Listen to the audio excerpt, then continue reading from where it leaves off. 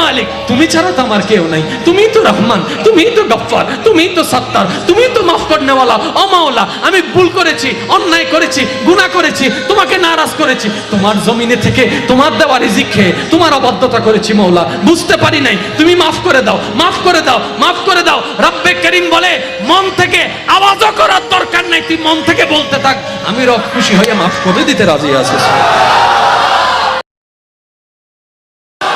গুনাহ কাটে দুই ভাবে, একটা হচ্ছে সওয়াব আসলে কাটে, সুবহানাল্লাহ বলেন না, একটা হচ্ছে সওয়াব আসলে কাটে। যেমন আলেমদের জবান আপনারা বারবার শুনেছেন, শুধু আমি একটু স্মরণ করে দিচ্ছি। নবী রাহমাতুল লিল আলামিন বলে, ফজর থেকে জোহর, যে ফজর আদায় করলো এদিকে জোহর আদায় করলো, মাঝখানে যে সময়ের গুনাহ, জোহর আদায় করার সাথে সাথে আমার আল্লাহ তার গুনাহগুলো আমাকে মাফ করে দেন, সুবহানাল্লাহ। এবার জোহর থেকে আসর পর্যন্ত যে সময় যত গুনাহ তুমি করো,